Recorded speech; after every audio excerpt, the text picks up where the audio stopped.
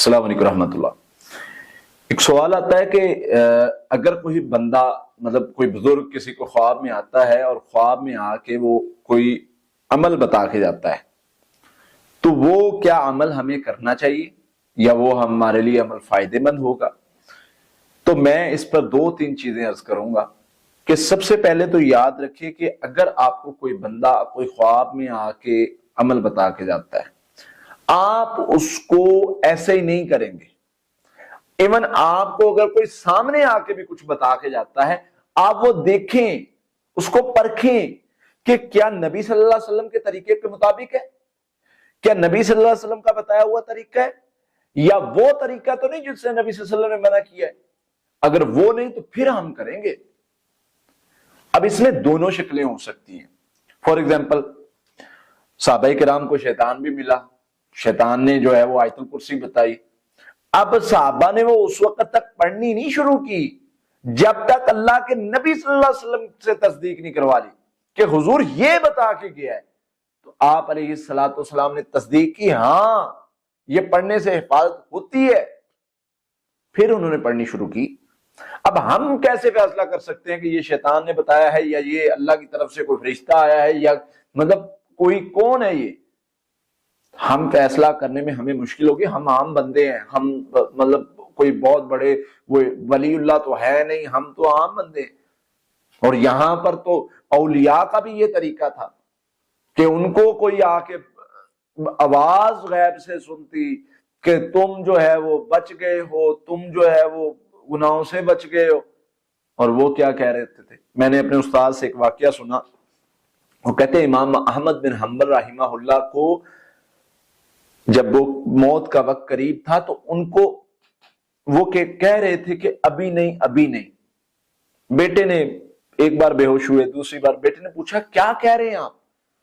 ان کا پتر میرے پاس شیطان آتا ہے اور کہہ رہا ہے کہ اے امام احمد بن حنبل، تو میرے حملے سے میں شیطان ہوں اور تو واحد بندہ ہے جو میرے حملے سے بچ کے جا رہا ہے۔ تو امام صاحب کہہ رہے تھے کہ نہیں، ابھی میں بچا نہیں ہوں، یا ابھی بچ کے نہیں جا رہا، تیرا حملہ تو حملہ کر رہا ہے۔ دوسری طرف اب یہ تو ایک مطلب حملہ کر ہی رہا تھا، دوسرا جو اس نے سٹیپ اٹھایا، اس نے کہا احمد تیرے علم نے تجھ کو بچا لیا۔ ادھر امام صاحب کا جواب تھا مجھے میرے اللہ کی رحمت نے بچایا۔ تو بھائی اس طرح شیطان جو ہے وہ مختلف کنڈیشن میں آ سکتا ہے۔ اب حضرت ابراہیم علیہ السلام کی بیوی کے پاس آتا ہے اور بزرگ کی شکل میں آ کے کہتا ہے کہ دیکھو تمہارے بیٹے کو جو ہے وہ اللہ کی راہ میں قربان کرنے لگا ہے، ذبح کرنے لگا ہے۔ اسی طرح کبھی کسی کے پاس جاتا ہے، کبھی کسی کے پاس۔ تو شیطان ہمیں گمراہ کرنے کے لیے، کسی ایسے ٹریک پر لگانے کے لیے وہ کوئی بسا اوقات اچھی بات بتا کے ہمیں وہ کرنے کی کوشش کرتا ہے۔ تو لہٰذا آپ کو کوئی وظیفہ نظر آئے، آپ کو کچھ بھی نظر آئے، آپ نے اپنی ڈائریکشن نہیں چھوڑنی۔ آپ نے دیکھنا ہے کیا یہ شریعت کے مطابق ہے، کریں۔ آپ نے دیکھنا ہے کہ کیا نبی صلی اللہ علیہ وسلم نے اس طریقے سے منع تو نہیں کیا جس طریقے سے یہ ہمیں سکھایا جا رہا ہے، کریں۔ آپ نے یہ ساری چیزوں کو دیکھ کے پھر فیصلہ کرنا ہے کہ میں نے یہ کرنا ہے یا نہیں کرنا۔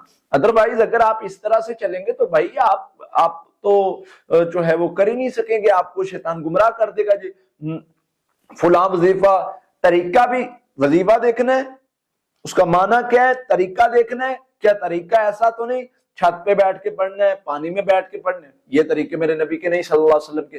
تو نہ وہ طریقہ غیر ہو، نہ وہ وظیفہ غیر ہو، اس کا معنی اور مقصد کیا ہو، مقصد اللہ کی اطاعت، رسول اللہ صلی اللہ علیہ وسلم کی اطاعت، اللہ کے حکم کی فرما برداری ہو، پھر جا کے وہ وظیفہ فائدہ مند ہوتا ہے۔ ادروائز اگر ادھر ادھر سے آپ دیکھ کے اور کہیں بھی کوئی بھی جو ہے وہ کر کے کریں گے تو شیطان ضرور آپ کو دھوکہ دے گا۔ میں نے بہت سارے ایسے لوگوں کو دیکھا ہے، جنات کہتے ہیں ہم آپ کے مسخر ہو جائیں گے، ایسے ہو جائیں گے، ویسے ہو جائیں گے، یہ وظیفہ کر لو، وہ وظیفہ کر لو، اور وہ بجائے اس کے کہ اللہ کی جو ہے وہ خوشنودی حاصل کرنے کے لیے کرے، وہ جنوں کو راضی کرنے کے لیے کرتا ہے، جس کا نتیجہ کوئی اچھا نہیں نکلتا۔ اس لیے وہ وظیفہ وہ کرنا ہے جو اللہ کے رسول نے بتایا صلی اللہ علیہ وسلم نے۔ ہاں اگر کوئی خواب میں اچھا وظیفہ نظر آتا ہے، اللہ کی طرف سے کوئی میسج آتا ہے، آپ وہ کر سکتے ہیں، اس میں خیر ہے، لیکن دیکھنا ہے کیا نبی صلی اللہ علیہ وسلم کا بتایا ہوا طریقہ ہے، اور کیا وہ طریقہ نبی صلی اللہ علیہ وسلم کا ہی ہے، تو پھر ہم کریں گے۔ ادروائز ادھر ادھر کا کوئی ہوگا